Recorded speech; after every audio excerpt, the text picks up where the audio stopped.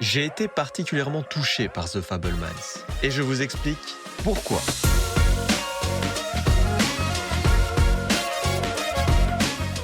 Bonjour à tous et bienvenue sur la chaîne Le Synopsis.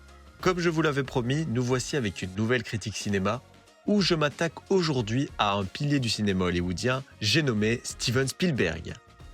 Pour être honnête avec vous, je ne me suis jamais particulièrement intéressé à Steven Spielberg pour la simple et bonne raison que j'ai grandi avec sa filmographie, sans même me rendre compte qu'il s'agissait de Steven Spielberg. J'ai entre autres grandi avec E.T. qui a fait couler mes premières larmes, Indiana Jones qui m'a transmis cette soif d'aventure, ou encore Hook ou La Revanche du Capitaine Crochet qui a fait de moi l'éternel enfant que je reste à ce jour. Et en ce sens, je remercie sincèrement Steven Spielberg d'avoir bercé mon enfance à travers ses merveilleuses découvertes, et je regrette également de ne pas avoir autant donné d'importance à ce grand réalisateur.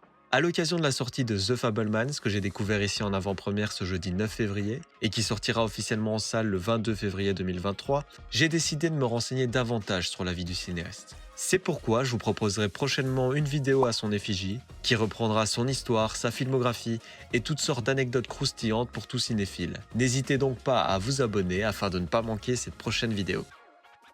Steven Spielberg, c'est 36 longs métrages, réalisés entre 1964 et 2023, comprenant Les Dents de la Mer, Rencontre du troisième type, E.T., Jurassic Park, La Liste de Schindler, Il faut sauver le soldat Ryan, Arrête-moi si tu peux, La Guerre des mondes, Le Pont des espions et désormais The Fabelmans, qui rend hommage à sa filmographie et carrière, mettant en image l'enfance et les débuts de ce qui deviendra l'un des plus grands réalisateurs de notre ère. The Fabelmans, c'est un portrait autobiographique de la propre vie de Steven Spielberg, à travers l'enfance du personnage de Sammy Fabelmans, qui porte d'ailleurs le même prénom hébraïque que celui du réalisateur. Sammy grandit dans une famille juive de 3 enfants. Un père ingénieur, remarquable et talentueux, une mère aimante et joviale qui joue particulièrement bien du piano. Son destin se verra bouleversé du jour au lendemain, à partir du soir, où ses parents l'emmèneront au cinéma pour sa toute première fois. Depuis ce jour, le petit Sammy vouera sa vie au cinéma. Ses parents lui offriront sa toute première caméra, à partir desquelles il réalisera ses premiers films réalisés avec les moyens du bord, mais aussi des petits films familiaux qui révéleront certains aspects cachés d'une famille mouvementée.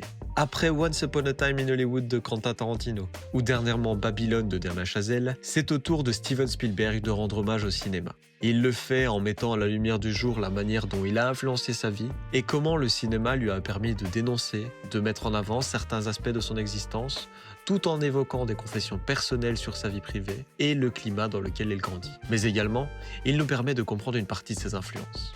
C'est assez intéressant de constater qu'au même moment, de grands réalisateurs s'aspirent à réaliser leur ode au cinéma.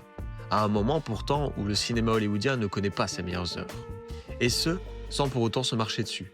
Chazelle nous offre l'extravagance des années 20 avec la transition du cinéma muet vers le cinéma sonore dans Babylone. Quentin Tarantino nous offre un regard hollywoodien sur le cinéma des années 70.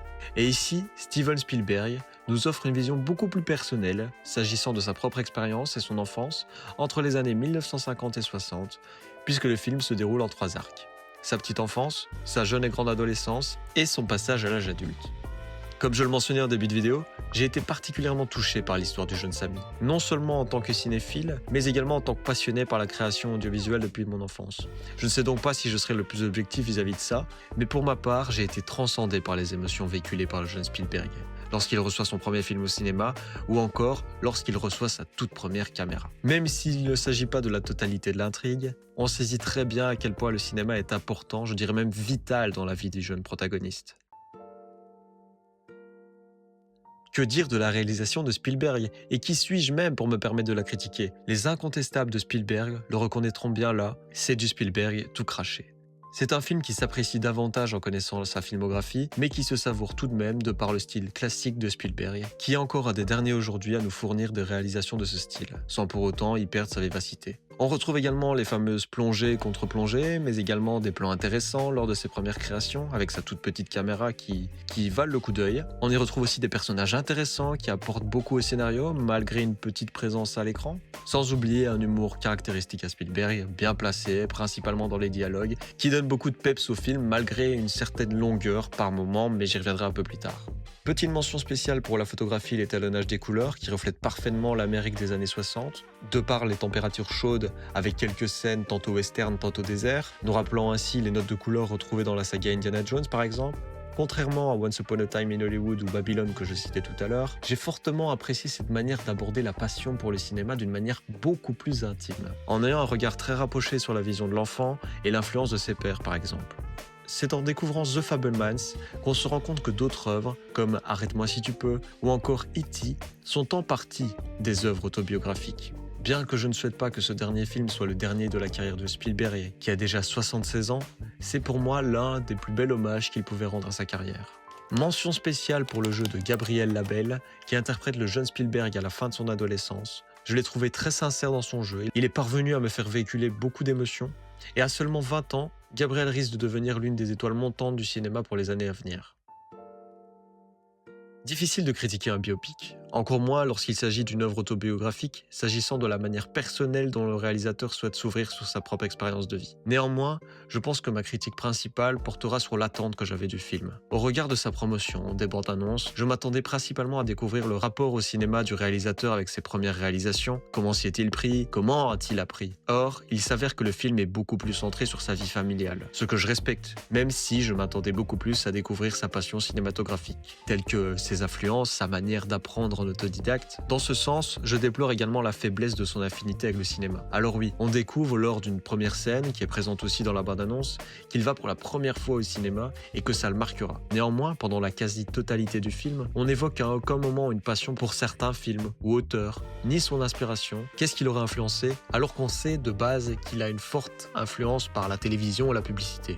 Enfin, je n'ai rien à redire sur la réalisation. Dans l'ensemble, le film est agréable à voir, autant visuellement que scénaristiquement, si ce n'est une longueur peut-être un peu trop lente dans la première partie du film, avec des scènes qui auraient pu être plus courtes ou supprimées au montage. Le film fait à peu près 2h30 et je pense qu'il aurait pu faire un peu moins, voire être accéléré par moments. 2 heures aurait largement suffi.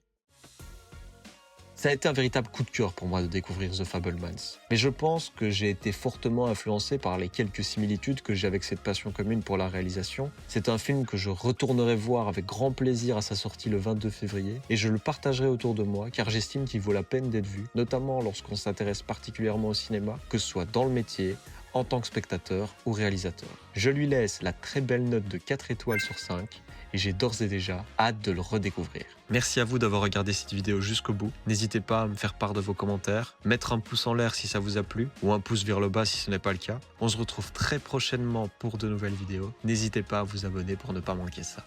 À bientôt.